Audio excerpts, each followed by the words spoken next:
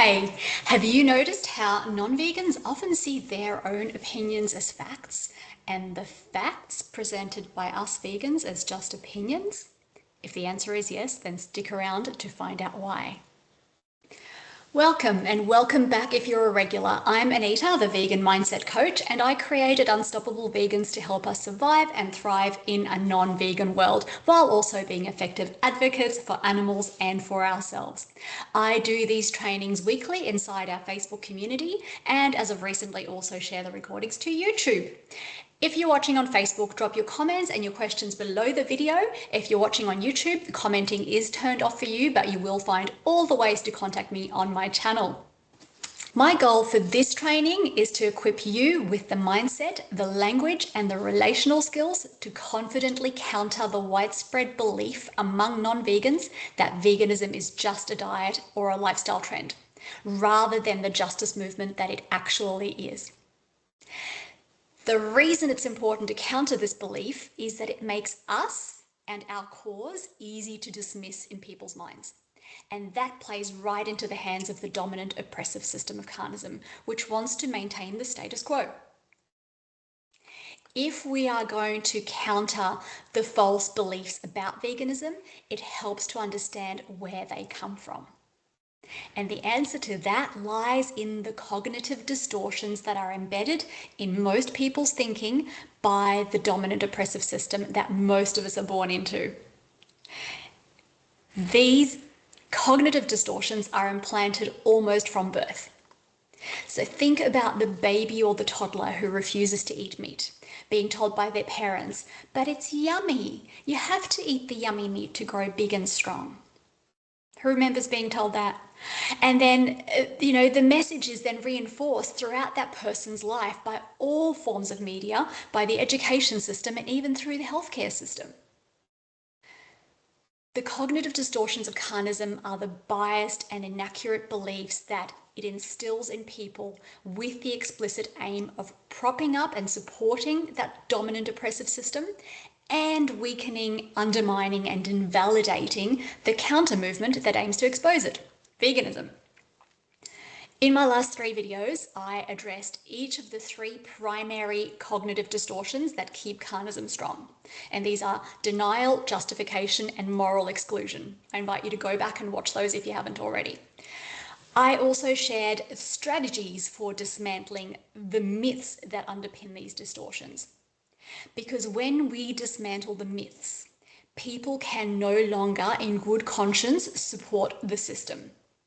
They can, however, still be resistant to joining the counter movement, that is us. And this is because of the secondary cognitive distortions of carnism, whose purpose is to undermine and weaken the vegan movement. You see, when justice movements threaten an oppressive system, the dominant system pushes back.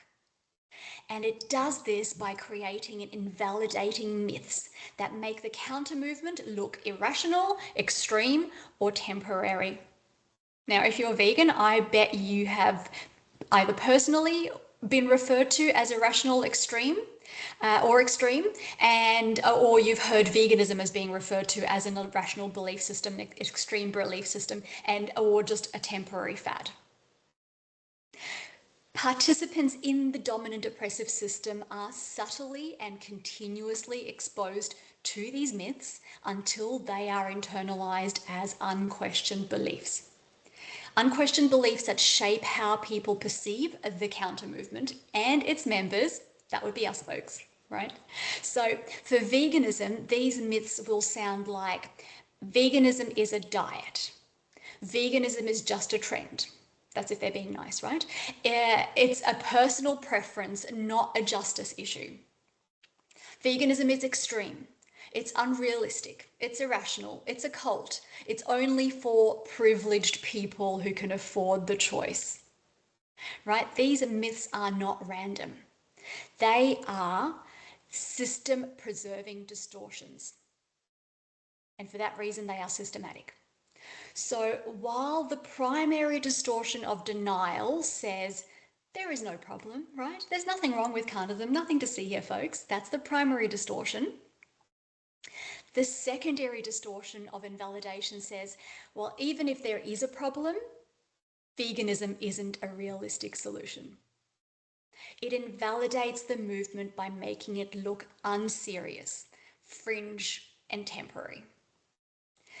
This is why people treat vegans like, or veganism, I should say, like a personal choice and a lifestyle preference instead of what it actually is, which is a justice movement.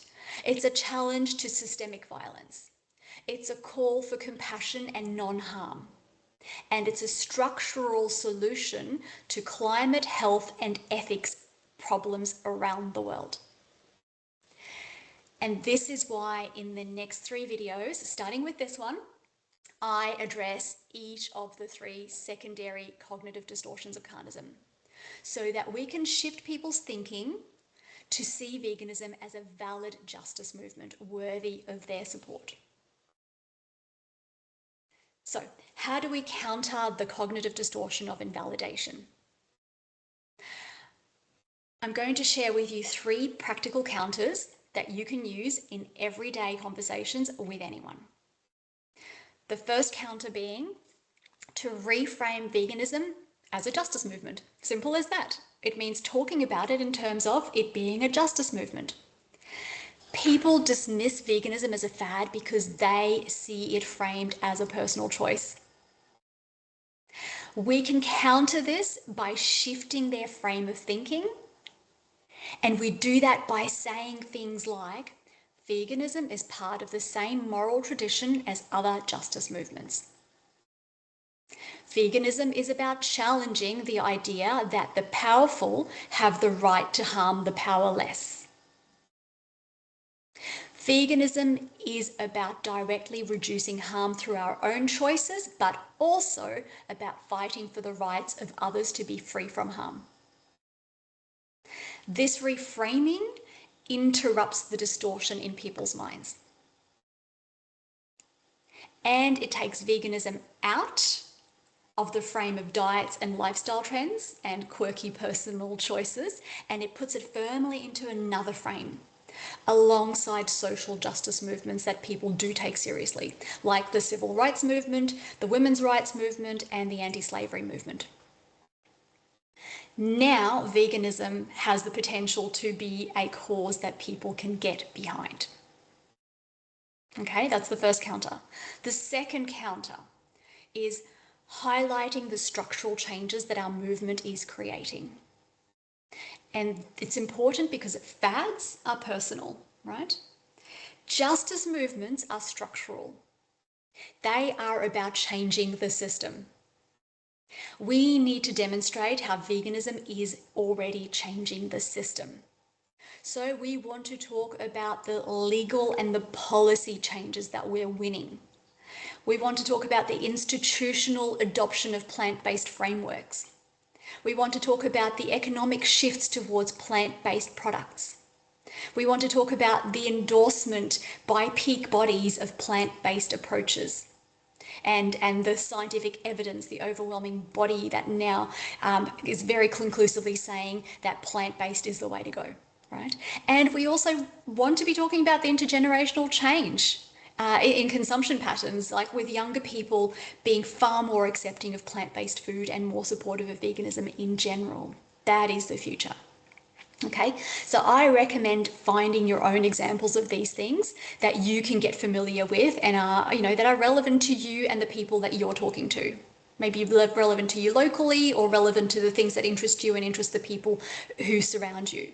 So my personal examples tend to be around, Australian examples for starters, because that's where I am. So in Australia, we now have Animal Justice Party members of Parliament elected in 3 states, and they are winning legal changes to better protect animals.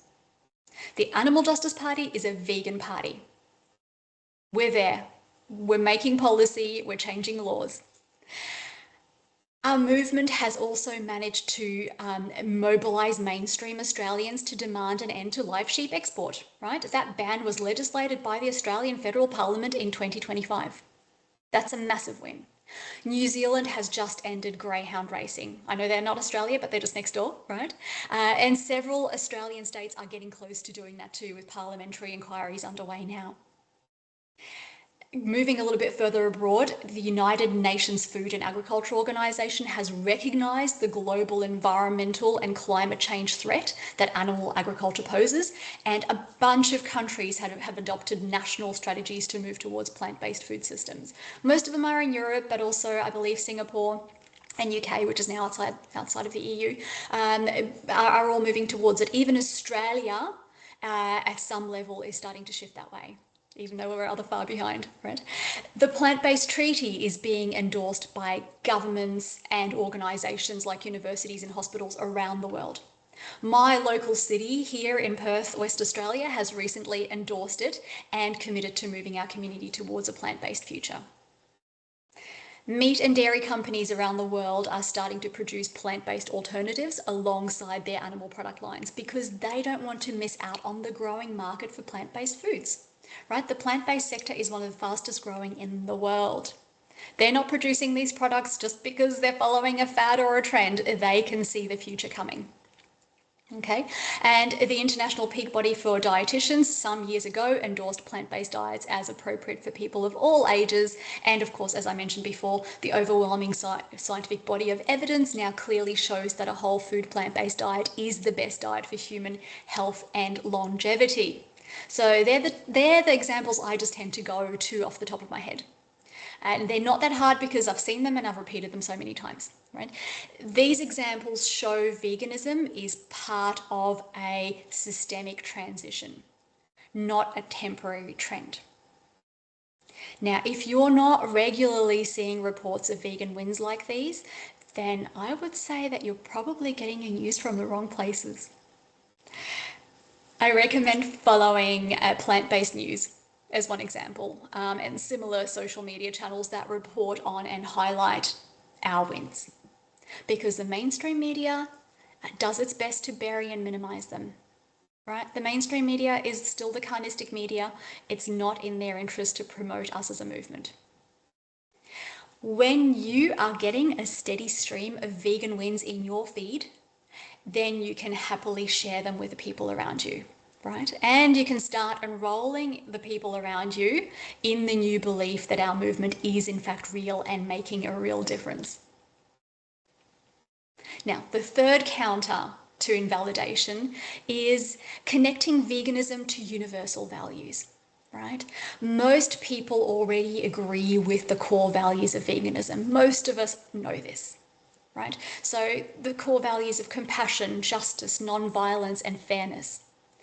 When we connect veganism to the values people already hold, we actually bypass their defensiveness because we acknowledge that they are good people with good values. They then get to hold themselves to account for living up to those values.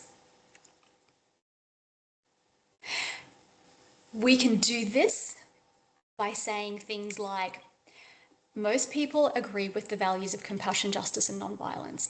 Veganism is simply aligning one's actions with those values. Or we might say, most people oppose unnecessary harm. Veganism is just the consistent application of that belief. Something else we might say is, most people support protecting the vulnerable and reducing suffering. Veganism is doing that. And most people also want a livable planet. Animal agriculture is one of the biggest drivers of environmental destruction and climate change. As vegans, we all know this. We also know that a plant-based food system is one of the strongest solutions. Veganism moves us in that direction. We can share these things with other people. When we can show veganism to be addressing the problems that people care about, it makes veganism feel like the logical answer. It makes our movement seem logical and rational, which is the opposite of what carnism tries to make it out to be. A logical, rational movement aligned with their own values that also offers solutions to some of the world's biggest problems. Now, that's a movement that people can get behind.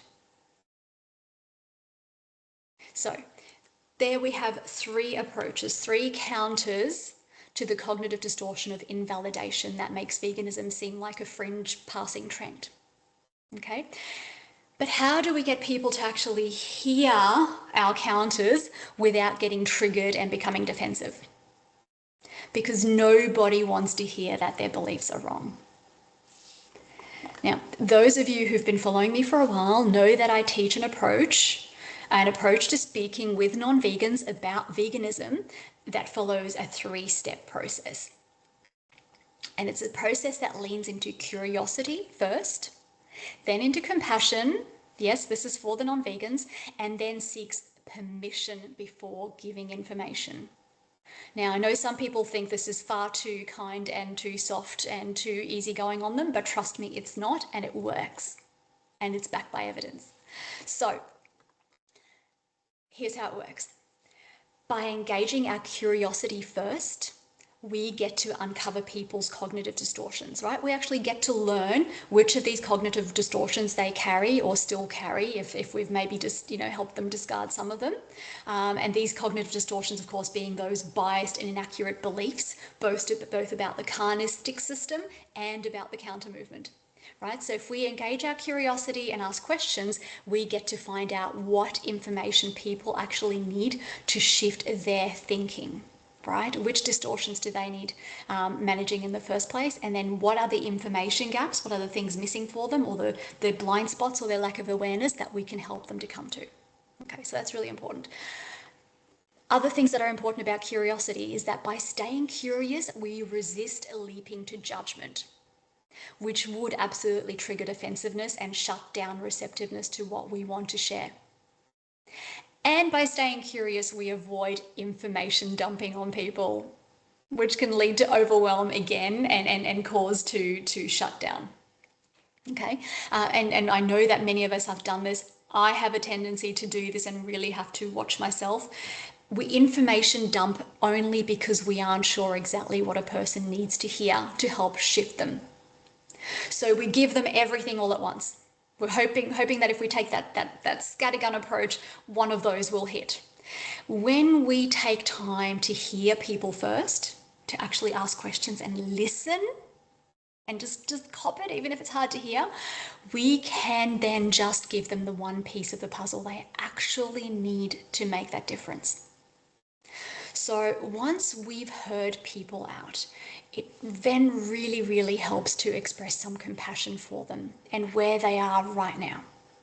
Now, chances are that if they're a normal person, that they are good people who really don't want to hurt animals, but are stuck in a system where they don't know how else to be. Showing compassion doesn't mean feeling sorry for them or letting them off the hook. That's not what I'm talking about. We can show compassion by demonstrating our understanding of where they're at and sharing our own personal story of transformation around that same belief. Right? This creates trust and connection. And it opens people to the possibility of change because they can now identify with us and see that we were able to change. From there, we can ask for permission before sharing anything that may be difficult for people to see, whether that be confronting footage or just the solid data-backed evidence disproving what they previously thought to be true. Because even the truth, when forced on people, will be rejected, as I'm sure we have all experienced, because that is one of the most common questions I hear is, I cannot get my mind around how, after hearing the truth, people still persist in eating animals and using animals and abusing animals and all the rest of it. This is a reason, folks, right? So when we take this approach of curiosity, compassion, and permission, we create trust and connection up front so that people are far more likely to take on board what we share at the back end of the conversation. And yes, it does require a little bit of patience and trust in the process to believe that we will actually get to the point where we get to share our information. Okay, so What does this look like in practice when you're having that conversation in which you are trying to counter the invalidation of veganism? So I'm going to give you a few little steps here. So step one is just choosing curiosity instead of going straight to correcting people for being wrong. Okay, because that just comes across as judgment, right? So curiosity means asking questions, and I spoke about the use of powerful questions in my last video, I believe. These are all powerful questions, so they all start with the word what, and so these are my examples. What makes you see veganism as a trend? What experiences have shaped your view of veganism? What do you think a justice movement looks like? And what is the difference between a justice movement and veganism in your mind? Now, our curiosity disarms defenses because we aren't making any judgments here. We aren't telling the other person that they're wrong or what they should think. We're simply asking questions with the genuine intent to understand them better. And it is genuine because we're collecting important information, right? And they are now looking within themselves for answers, and they are gaining insights in the process and awareness as they do that thinking. Okay, so that was step one. So step into curiosity first. Second, validate the person while challenging the myth. Okay, I also call this stepping into compassion. So this is my compassion step. Validate the person, challenge the myth. And you can do that by saying, okay, based on what you've shared, I get why veganism looks like a trend to you. That's how it's portrayed by most of the messaging we see about it. Okay, so that is validating the person. Now we want to challenge the myth. Now we get to say, I used to share that view, but when I look deeper, I found that veganism is actually part of a long tradition of justice movements, challenging dominant oppressive systems that exploit the vulnerable and cause unnecessary harm. Okay, that's now challenge the myth. So staying in curiosity keeps the relationship safe while correcting the distortion gently. It says, you and I are alike, we think the same way, and we share experiences. And this is what shifted for me. It could shift for you too. Okay, so that is starting with curiosity and then stepping into compassion for the person. Okay, now step number three is sharing a lived experience rather than our moral judgment. Okay, this means staying in compassion for the person. So my definition of compassion is it's a combination of empathy, which is understanding where they're coming from, combined with a desire to help them. Right? And here we are trying to help this person to be freed from this cognitive distortion that invalidates veganism. Okay, so what you might say here is, I became vegan because I realized my values didn't match my actions. Now that they are aligned, I feel that I'm living in integrity. Something else you might say is, knowing that I am part of a justice movement feels good because I know that I'm on the right side of history. I know that someday our movement, as it currently is at this time, will be viewed the same way that we now view the suffragette movement or the early civil rights movement or the early feminism movement. They too were invalidated by the dominant oppressive systems of their day. But they ultimately won and reshaped those systems.